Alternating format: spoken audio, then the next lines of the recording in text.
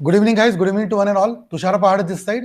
And दोस्तों, आज मेरे सामने एक ऐसा पर्सन, ऐसा शख्स है जिसने अभी अभी रिसेंटली जो 25 फेब 2021 के रिजल्ट्स थे सीएस एग्जीक्यूटिव के, उसमें AIR 9 स्कोर किया है। दोस्तों, ऐसा होता है ना नॉर्मली कि हम लोग सोचते हैं कि यार कैसे भी हम लोग पास हो जाए एग्जीक्यूटिव में, और अगर हमको 800 में से 400 भी आ जाए तो काफी है।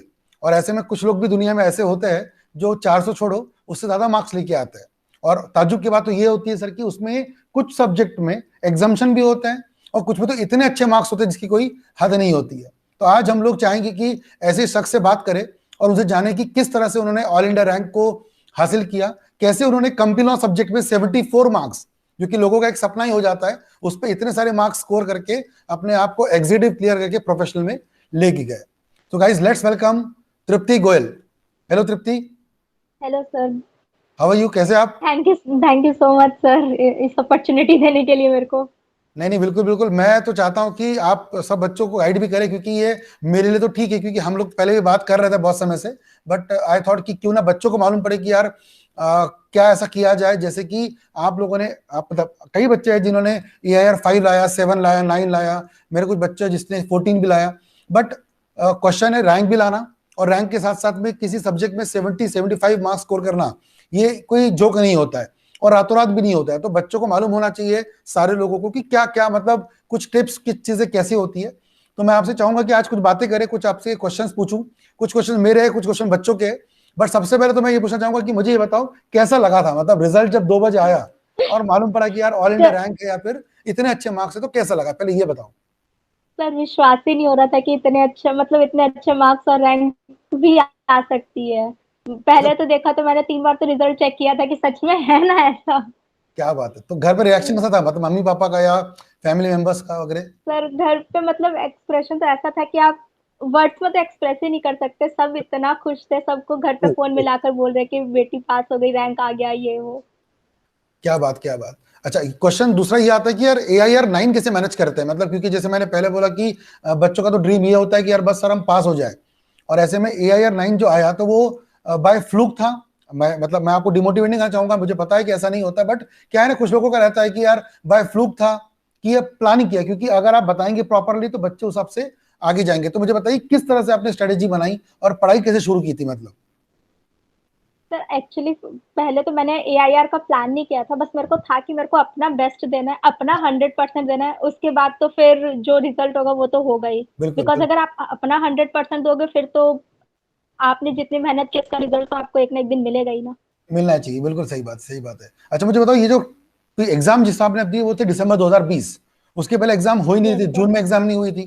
तो वो जो कोविड के टाइम पे जब यस। बच्चे, जहाँ पे कई सारे बच्चे बोल रहे थे सर कि हमारी पढ़ाई नहीं हो पा रही है और मन नहीं लग रहा है, कोविड के जैसे प्रेशर है, वहां पर एग्जाम देना कितने प्रेशर भरे सिचुएशन में, यस और आप एग्जाम भी देते हो और रैंक भी लाते हो, तो ये जो मुझे बताओ कि मैनेज कैसे किया, क्योंकि वो जो स्ट्रेस था, क्योंकि बच्चों को, सीएस के बच्चों को ज्यादातर प्रॉब्लम आती है स्ट्रेस को मैनेज करने की।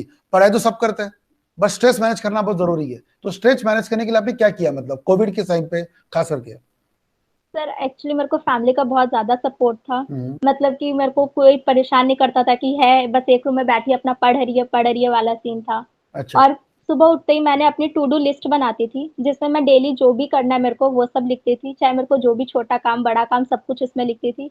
हम्म। फिर उसके बाद जो हो गया उसको जैसे जैसे होता गया उसको टिक करना। मतलब यही टू डू लिस्ट बनाओ, प्लान करो अपना पूरा दिन, कैसे आपको क्या पढ़ना है, कितना पढ़ना है, किस बिल्कुल। तरीके से पढ़ना है।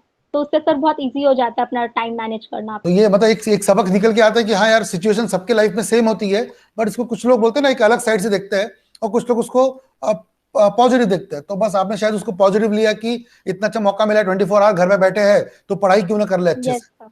और आपने और उसको लेक्चर्स भी कंप्लीट हो चुके हैं तो सिर्फ सेल्फ स्टडी बाकी है। क्या बात, क्या बात। हाँ, ये बात तो सही थी, बिल्कुल, गुड गुड गुड। अच्छा, अब ये बताओ, मेन क्वेश्चन तो ये आता है कि यार मतलब 74 मार्क्स आपको कंपनी लॉ में आए, तो उसका राज क्या है, मतलब कैसे वो, क्योंकि क्या है कि कंपनी लॉ में तो केस लॉज, सेक्शंस, यहीं पे तो बच्चा ढेर हो जाता है। तो उसमें आप लोगों ने मतलब इतने अच्छे से पढ़ाई करके 74, तो ये थोड़ा सा बताइए किसके बारे में, कैसा क्या आपने पढ़ाई की थी, मतलब पूरे समय में।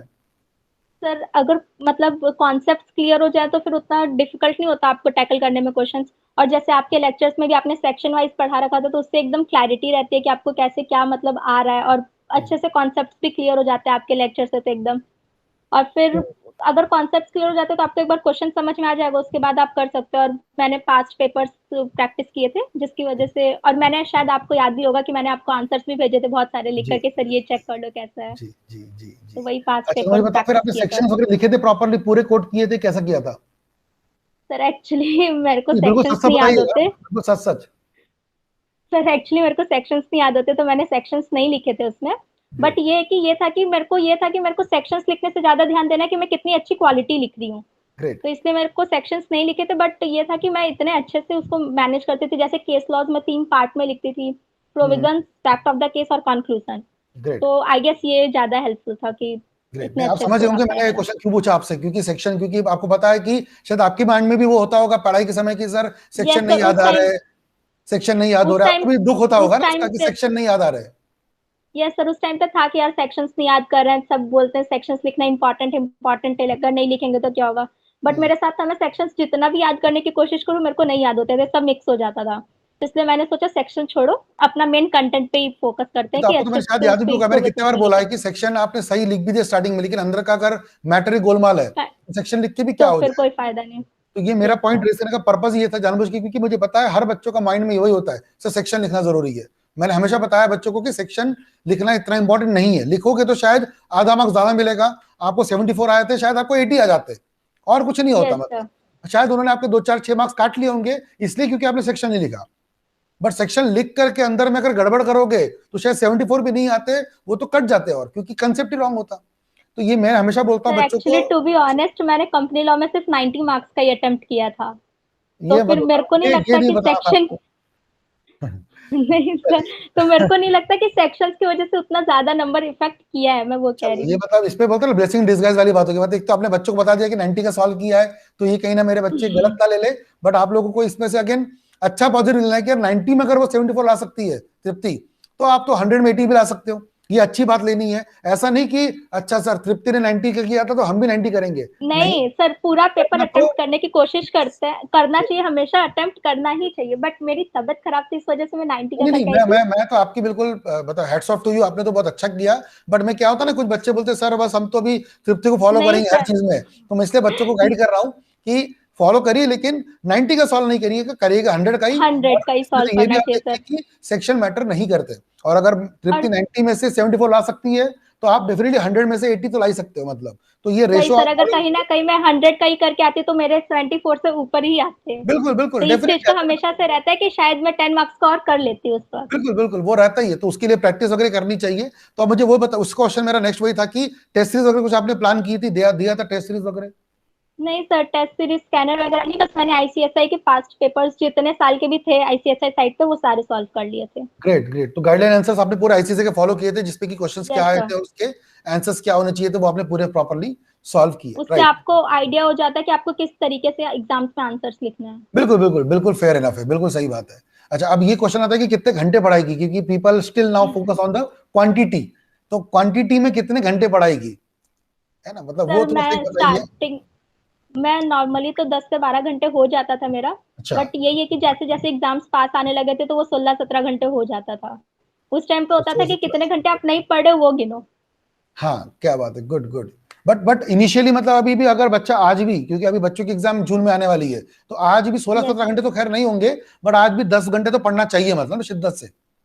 नहीं सर, मैं एग्जाम से 3 महीने पहले तक 16-17 घंटे पढ़ती थी।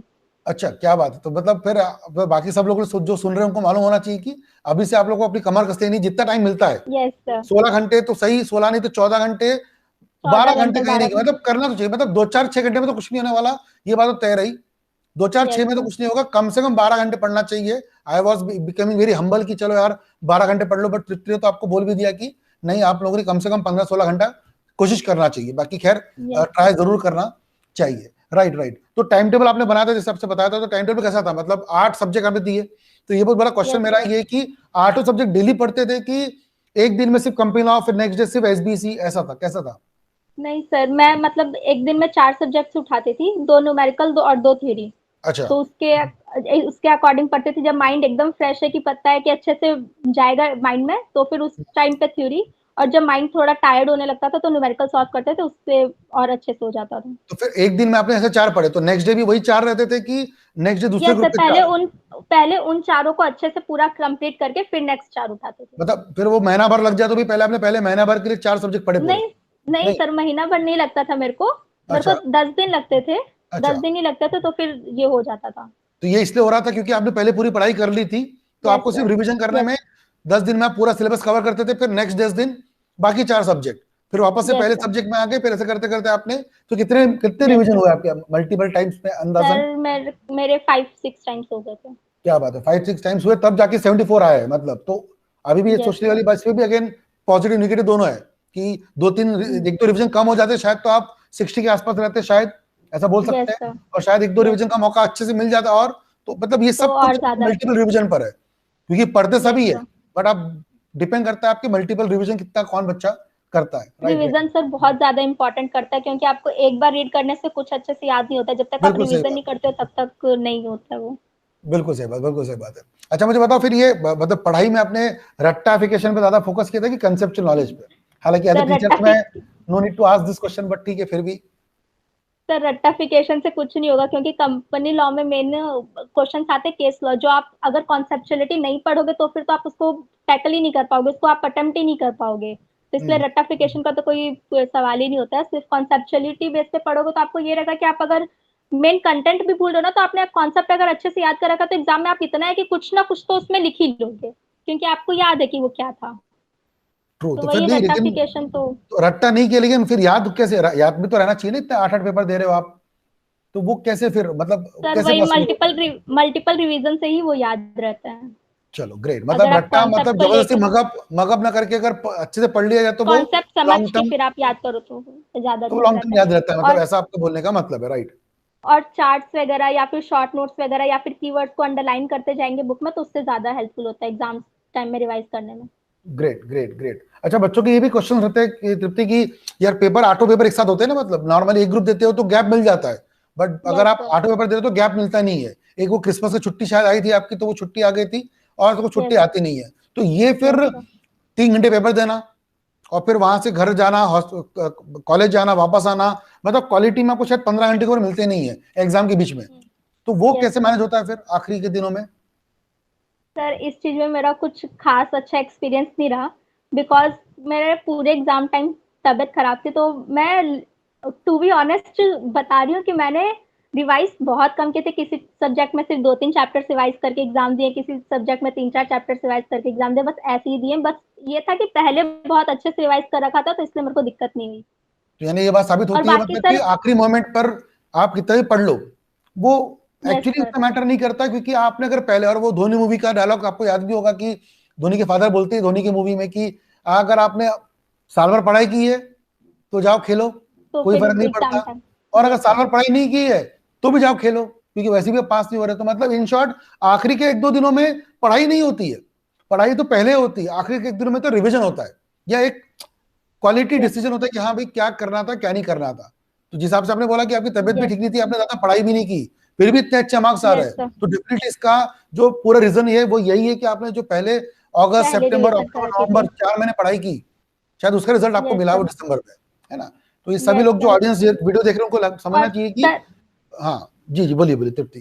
10 10 घंटे इनफ होता है, अगर आप प्रॉपर चार्ट्स वगैरह शॉर्ट नोट्स वगैरह बना के रखो तो 10 घंटे इनफ होता है आपको रिवाइज करने में, क्योंकि आप बिल्कुल एग्जाम बिल्कुल, के एक दिन पहले पूरी बुक तो रिवाइज करने नहीं बैठोगे, जो इंपॉर्टेंट है जो आपने चार्ट्स वगैरह बना रखे हैं उसी की हेल्प से करोगे, ये सब तो वही, ये दस सब तो घंटे वही सर 3 महीने इनफ में होता होता है है। ना, एग्जाम के 3 महीने पहले होता है ये सब काम, मतलब यस सर। Yes yes. तो वही नटशेल में यही बात निकल के आती है, तो सबको समझना चाहिए कि हाँ भाई आखिरी के दिनों में सिर्फ एक बोलते हैं ना फाइनल टचअप होता है, जो मेहनत होती है वो तो पहले 3-4 महीने में वो होती है, पहले जो ही होता कि है। तृप्ति ने किया, जितने भी शायद रैंक होल्डर आते हैं सब लोग शायद पहले 3-4 महीने में ही वो मेहनत करते हैं, और उसका जो फल है वो उनको आखिरी के दिन में जो मिलता है, कि गैप ना भी हो फिर भी दे डोंट फील कि यार गैप नहीं मिला, और वो जाके एग्जाम देके अच्छे से आ ही जाते हैं, ठीक है ना?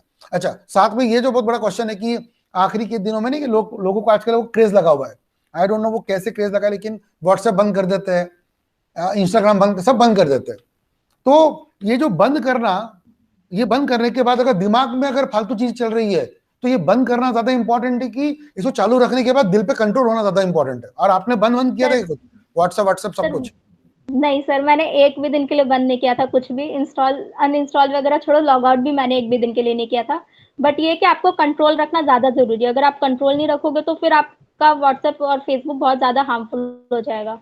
बट ये कि मेरा कंट्रोल था कि मैं अगर 3 घंटे पढ़ूंगी तो मैं 15 मिनट चलाऊंगी, 20 मिनट चलाऊंगी, तो मैंने ये कंट्रोल रख रखा था अपने ऊपर कि अगर इस टाइम पे अगर मैं 15 मिनट से ज़्यादा चला रही हूँ तो मैं नेक्स्ट टाइम पे कम चलाऊंगी, तो मैंने ऐसे मैनेज कर रखा था। नहीं बहुत क्योंकि जरूरी, आपका क्योंकि बंद करना, अनइंस्टॉल करना कभी सॉल्यूशन नहीं होता है। मैं वही कह रहा हूँ कि अगर अनइंस्टॉल करने के बाद भी अगर दिमाग में ये चला कि यार सैफ अली खान के दूसरे बेटे का नाम क्या रखने वाले हैं, दिमाग में अगर यही चल या रहा है फिर आपके, तो फिर व्हाट्सएप बंद करके शो ऑफ करने में कोई मतलब नहीं, ऐसा मेरा मानना है। तो ये बंद यस करके सर, किसको बेवकूफ बना रहे हैं हम खुद को ही बना रहे हैं। उससे अच्छा मुझे लगता है यस, व्हाट्सएप यूज करिए। व्हाट्सएप थोड़ा सा रिफ्रेशिंग हो सकता है, यूट्यूब रिफ्रेशिंग हो यस, सकता है, इंस्टाग्राम रिफ्रेशिंग हो सकता है, और आजकल तो यस, इंस्टाग्राम पे भी कुछ पढ़ाई की मटेरियल शेयर होते हैं, व्हाट्सएप पे ग्रुप पे शेयर होते हैं। तो किस तरह से यूज करते हो वो मैटर करता है ना। तो मुझे लगता है, यस मुझे भी सर। ऐसा लगता है कि ये सब करने से ज्यादा इंपॉर्टेंट है कि क्वालिटी मैटर करे, ना कि ये बंद बंद करना। ऐसा मेरा मानना था और आपने तो बहुत अच्छे से क्लैरिफाई कर दिया उसको। और इनफैक्ट सर ये सब रिफ्रेशिंग होता है अगर आप लिमिटेड टाइम तक यूज करो, बिकॉज आप वही तीन वही घंटे पढ़ के अगर आपकी दो व्हाट्सएप पे 2-3 फ्रेंड से चैट कर लेते हो तो आप एकदम अच्छे से रिफ्रेश हो जाते हो। बिल्कुल तो बिल्कुल, अब मेरे वो लिए तो कौन से ये फ्रेंड एकदम से चैट कर रहे रिफ्रेशिंग हो और क्या क्वालिटी। चैट कर रहे हो वो आपको डिसाइड करना पड़ेगा। यस सर, वो डिपेंड करता है। वो डिपेंड करता है, वो मैनेज करना पड़ेगा। वही सबसे बड़ा स्किल है जो सब लोग नहीं कर पाते, ठीक है ना। अच्छा, यस साथ सर। में कुछ कोर्स तो कर रहे होंगे आप, मतलब ग्रेजुएशन या यस कुछ ना कुछ तो, सर, बीकॉम, वो भी तो एक आ बीकॉम जाते थे। ऑनर्स। हाँ, तो उसका भी शायद अक्टूबर नवंबर में एग्जाम होगा। नहीं, यस सर, सितंबर अक्टूबर में ही था, कोविड की अक्टूबर में वजह से एग्जाम बहुत हुआ स्लो होगा, हो गया दिसंबर था। में ये था, क्योंकि अभी कई बच्चों के अप्रैल में एग्जाम आएंगे और जून में उनकी यस वो सर, आएगी। तो आपका जैसे अक्टूबर में दिसंबर में था, तो वो क्लैश, मतलब क्लैश वैसे नहीं, बट हाँ पढ़ाई में डिस्टर्बेंस होता था। वैसे इस डिस्टरबेंस बार भी तो होता होगा। है सर, क्योंकि एग्जाम तो आपको 3-4 घंटे लिखना ही है, तो फिर वो डिस्टर्बेंस तो होता है। बट वही होता नहीं है कि तो अगर वही, आप पहले से इस चीज को डिसाइड कर लो कि आपके 3-4 घंटे यहाँ पर मतलब आपके जाएंगे ही जाएंगे, उसको तो आप रोक नहीं सकते, तो आप हाँ कहाँ पर अपना टाइम बचाकर उसमें पढ़ सकते हो। बराबर बराबर। वो चीज ज्यादा इंपॉर्टेंट होता है। क्योंकि क्या है कि बच्चों के ये भी एक्सक्यूज हो जाते हैं कई बार कि सर हमारा तो बीकॉम आ गया था तो हम सीएस नहीं दे पाए। तो मैं वही कह रहा था कि आपके भी शायद बीकॉम आए होंगे, आपने भी यस बीकॉम सर, दिए होंगे। तो मैं वही कह रहा था, और आपके तो शायद उस समय फेस्टिवल्स भी होते थे, दिवाली थी, दशहरा हुए थे, यस सर, तो वो भी शायद आपने यस सेलिब्रेट सर, किए होंगे। तो I am yes very much sir, sure कि वो सब करने के बावजूद भी आपने पढ़ाई को ध्यान दिया। तो मेरा यस वही सर। कहना था बच्चों को, ऑडियंस को, जितने भी लोग देख रहे वीडियो को, कि यार एग्जाम इनके समय भी आई है, आपके समय भी आएगी। इस बार फिर जो विंटर में एग्जाम देंगे दिसंबर में, उनकी भी लाइफ में एग्जाम्स आएगी, उनकी भी लाइफ में दिवाली दशहरा आएगा। But her bar rank holder आते ही है और हर बार रैंक लाते ही है। तो मुझे लगता है वो एक्सक्यूज ना लेकर के उसको एक आप चैलेंज लीजिए कि आप हाँ यार अपॉर्चुनिटी की तरह यूज करो। ये आएगा, ये चैलेंजेस आएंगे बीच बीच में, ऑब्स्टिकल्स आएंगे, इसको आपको टैकल करना ही है डेफिनेटली। Great great. तो ये भी एक अच्छा आपने मैसेज मुझे पास किया कि मतलब एग्जाम को प्लान करिए, क्योंकि अभी कई बच्चों की मुझे लगता है मई और अप्रैल महीने में तो एलएलबी, बीकॉम, बीबीए कुछ ना कुछ होने वाला है। तो उनको भी अभी से ही अपनी कमर कस लेनी कि हाँ भाई हमको बीकॉम भी यस देना सर। है, सब कुछ करना है, लेकिन साथ में जून में सीएस भी अच्छे से देना है। तो यस तृप्ति, अच्छा रहा बहुत मुझे लगता है। और आप, मुझे लगता है फाइनली आप अपने तरफ से दो बातें बताइए बच्चों को कि यार अब क्या करना चाहिए, मतलब कुछ ऐसे टिप्स जो शायद हमारे इंटरव्यू में नहीं हुए कवर, बट आपको लगता है कि नहीं यार हर बच्चे ने ये दो तीन चीजें फॉलो करनी चाहिए। तो मैं चाहता हूँ आप एक बार अपनी तरफ से फाइनल क्लोजिंग करिए। फर्स्ट थिंग सर की प्लानिंग करके चलो अपना, कि अगर प्लानिंग नहीं करते हो तो फिर आपको यही नहीं समझ में आएगा आपको पढ़ना कौन सा सब्जेक्ट है। तो आप बिल्कुल सुबह उठते ही बेटर होगा कि आप प्लानिंग कर लो, अपनी टू डू लिस्ट बना लो। ओके। उसके बाद आप अपने शॉर्ट नोट्स वगैरह, चार्ट्स वगैरह प्रिपेयर करके बैठो। हम्म, तो उससे आपको एग्जाम, आपको अभी लगेगा कि आपका टाइम वेस्ट हो रहा है, बट एग्जाम टाइम में वो इतना ज्यादा हेल्पफुल रहता है ना कि आप सिर्फ वो रिवाइज कर लोगे तो आपका अच्छे से रिवीजन हो जाता है। Okay okay. बस गुड गुड। यही है सर कि अच्छे से प्लानिंग और कंसिस्टेंसी रखो अपने अंदर, कि मतलब पढ़ना है तो पढ़ना है, ये नहीं कि आज नहीं पढ़ते हैं कल पढ़ लेंगे, ऐसा नहीं। भले भले 17 घंटे नहीं हो रहा है तो 12, जैसे मैंने बोला 10 घंटे पढ़ो, 12। लेकिन फिर 10 घंटे यस सर। आज से भी तो कल भी 10 घंटे। ऐसा नहीं कि हाँ आज बट 17 पढ़ लिए तो अगले दिन बोले चलो 17 हो गए तो ज्यादा हो गए तो कल के दिन 4 कर लेते हैं। ऐसा एवरेज आउट और नहीं करना चाहिए। और सर वो 10 घंटे पढ़ रहे हो तो पढ़ो, दिखावे के लिए नहीं पढ़ो, बस पढ़ो कि हाँ माइंड में जा रहा है, कि बुक खोल के बैठे रहने से कोई फायदा नहीं है। True true true true. बहुत अच्छी बात बताई आपने तृप्ति। तो थैंक यू वेरी मच। आपका बहुत बड़ा इंपॉर्टेंस रहेगा डेफिनेटली बच्चों की इस बार जून में पास होने में। और थोड़े बहुत भी आपके जो टिप्स है, आपकी जो बातें, अगर कुछ बच्चों ने, आई कैंट से सब लोग लेंगे, लेकिन कुछ लोगों ने अगर अपने आप में इंकलकेट किया और डेफिनेटली उसको यूज किया तो डेफिनेटली कुछ लोगों के अच्छे रिजल्ट्स आने के चांसेस इस बार जरूर है। Right guys? और तो थैंक यू और तृप्ति आप। सर हाँ अगर अच्छे मेहनत से पढ़ोगे तो रैंक लाना उतना डिफिकल्ट नहीं है। बस बिल्कुल आप बिल्कुल अपने ऊपर भरोसा रखो और अपने मेहनत अपना 100% दो। आप ये मत करो कि आप अपना 50% दे रहे हो, उसमें आप रैंक की उम्मीद कर रहे हो, तो ये चीज नहीं होता है। पॉसिबल आप भी नहीं अपना है। 100% दो, रैंक अपने आप आएगा। क्या बात है, क्या बात है, वेरी गुड, बिल्कुल सही बोला आपने तृप्ति।